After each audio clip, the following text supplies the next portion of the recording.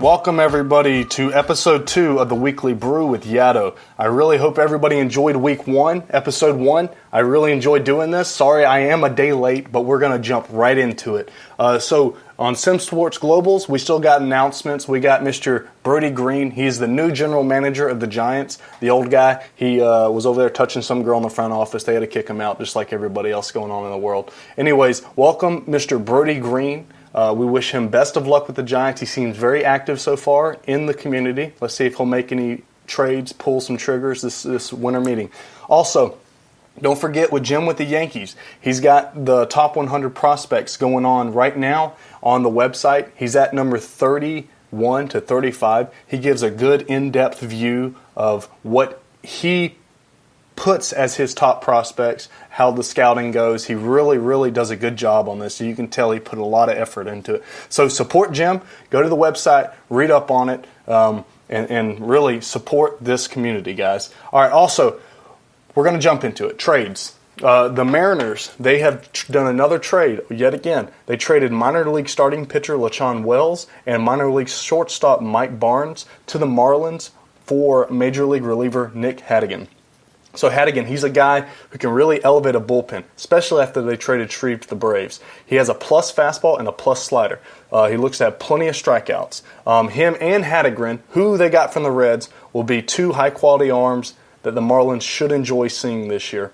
So Wells, he's just 20-year-old, spent the year at A-ball, looks to be an above-average starter who could eventually be a mid-rotation type guy, has 3+ pitches, really pounds his zones for a guy who tops out at 94. Also, the Marlins, they got Barnes. He's a utility guy, but specifically at this right time, he's at second base. In the future, I think he'll be a utility guy. He's a former 4th-round pick. He's had success, but he did repeat the year at rookie ball. Nothing special. Maybe he can just outperform the projections that scouts are putting on him. Next, we got a backup trade.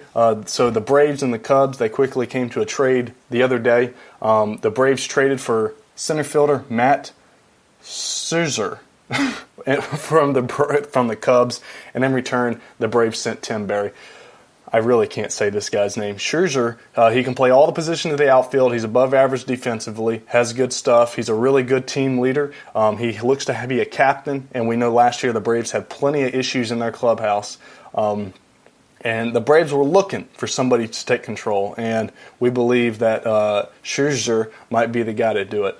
So Tim Berry on the other side, who the Cubs are receiving, he spent some of the year in the major league. He went 1-4 in that span, and he was able to hold his own. He had a 4.07 ERA in 42 innings. He could be a 5th starter at some point in his career if the time is right.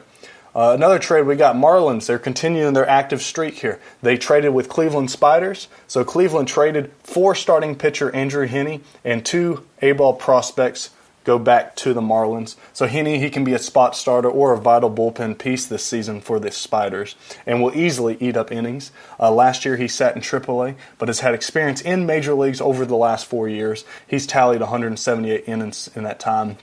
Also, he had a 4.25 ERA and had a respectable whip of a 1.30. Heaney can be back. We hope to see him back to his 2016 numbers, and he could be a good contributor to the Spiders this season. In return, Miami got 2 A-ball guys. The biggest, Alfred Ramos and Christopher Santana. The biggest of the 2 names is Alfred Ramos. I wouldn't call him a 5-tool player like some people are calling him at this point in his young career, but he is a toolsy player. He is an above-average defensive player and has speed you rarely see. Now, this doesn't quite translate on the field, so maybe they can get a good group around Ramos. Maybe he can continue to develop and be this 5-tool player that I believe the Marlins think he is. So again, Ramos, not bad player. All right, next we have the Tigers and the Mets. This can be the Tigers and the Mets. They came in agreement on a minor league deal. Tigers send Double-A center fielder Minder Hernandez for second baseman Jose Alvaro, who was an A-ball last season. Both players are owed the respect to keep a lookout in them the next few years. Just an easy minor league deal. Then you have the Angels and the Yankees. Last second, the Angels are sending 29-year-old Dustin Ackley to the Yankees for, wait for it, $1. This will be Ackley's sixth team since the start of 2017 season. In that span last year, he played in only 63 games and hit a whopping .176. And of those 63 games, he only started 45. So let's see if the Yankees can break the trend of moving him early and often around the league.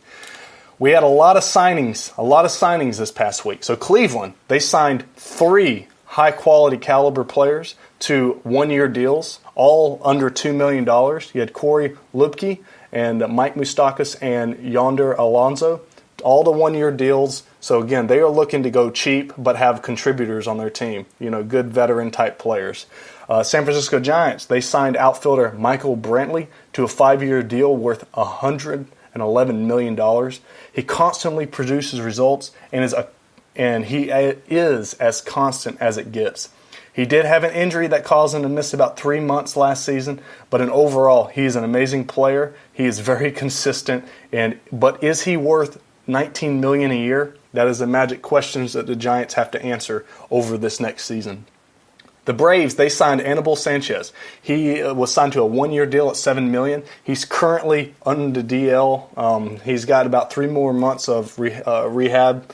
But with the White Sox last year, he showed really strong numbers. ERA hovered around 3.76. He will be late to spring training. Not sure where the Braves are looking to slot him in after the Santiago trade from the Dodgers. Houston signed Aaron Barrett to a 5-year deal worth $52 million. Barrett was one of the premier relievers in this free agent class. Spoke with the Astros GM Danny Williams and stated Barrett looks to fill the setup role. If they get a production, I believe the Astros might have one of the more premier bullpens this next season. But again, is the price tag for Barrett in the setup role worth it? Again, that's something that the Astros will have to answer. Now the Royals, they signed 29-year-old relief pitcher Robin Kodoku for a 3-year deal worth $20 million. He is from Japan. Kodoku is fresh from Japan. Scouts have a consensus that he will put up plenty of strikeout numbers. He also showed top-notch command of his pitches when he was in the MVP. So that was very quickly a rundown of the notable free agents. Now this is where I have a little fun. Okay, we've got a lot of rumors circulating, and I believe everybody in this league, if they're not on Slack, knows that the Marlins are one of the biggest rumors out there. The Marlins are continuing their fire sale. We're hearing news of Giancarlo Stanton, AJ Ramos, Ozuna, and even more players are being tapped on by other teams. They're going up to Nate saying, hey, we want to talk. We want to talk. I mean, this winter meetings, I'm seeing Nate walking around the lobby of the hotel nonstop, going this way, going that way, on the elevator. He is a busy guy. He's very busy, and I'm very interested to see what's going on. Included in the list of teams that have been in talks with the Marlins, these are at least the ones that we kind of know of. At least the Yankees, the White Sox, the Braves, the Dodgers, and the Rockies. I want to focus on the Rockies for the most part. Everybody knows the kind of caliber player Giancarlo Stanton is, and we are getting talks. We're getting little whispers that the Rockies might be interested in Stanton. Okay, right field is for the taking in the Rockies organization.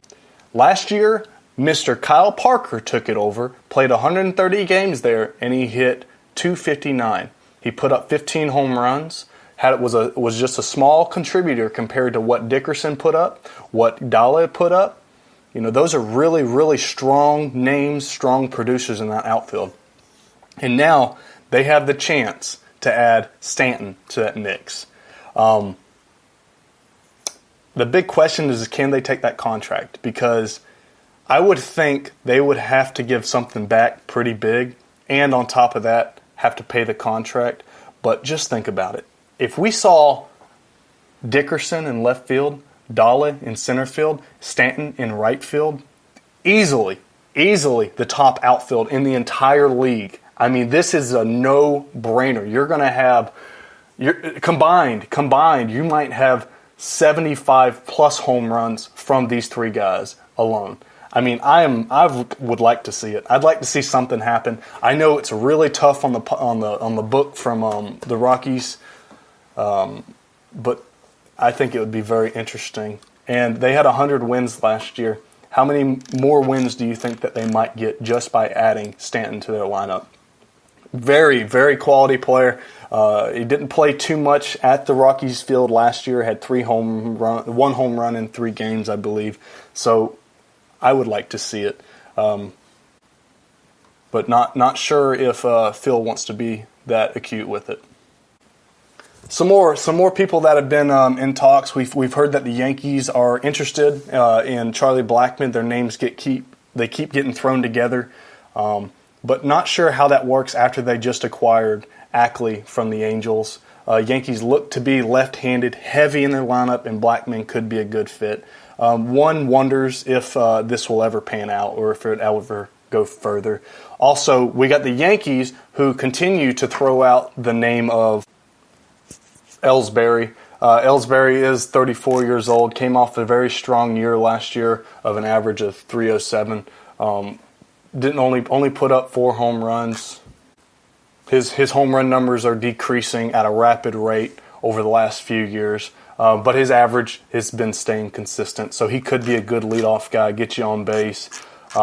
His speed is still there at 34 years old, so somebody might touch him. But again, price tag at $21 million, has a contract to 2020 and then an option in 2021.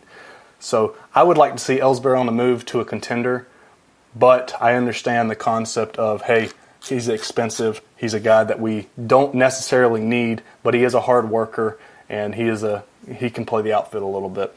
Other notables that are being thrown around, Tigers say their outfielder Goose has gotten some calls about. Angels are shopping Richards, Braves outfielder Taylor, and maybe even the Astros third baseman Ruiz. All these are just some minor names that have came through, but this is still, the winter meetings is pretty much over, but everybody is still being extremely active. And I'm really, really enjoying being able to report on this stuff. The in-depth stuff, guys, we're going to come to at a point whenever I can get this really under control. I would love to have people on, but again, I'm trying to, first off, this is the second one, so I'm just trying to get a understanding of what it takes to get this in 15 minutes. I appreciate it if everybody can just continue to listen, continue to support this community. We have a lot of stuff. Again, I'll say it, Mike Lowe is an amazing guy that's got everything going just up to par. Everything's perfect, guys. So again, continue to contribute, continue to support. And guys, this is the Weekly Brew. This was episode 2. I hope everybody has a great week, and I will talk to you next Tuesday.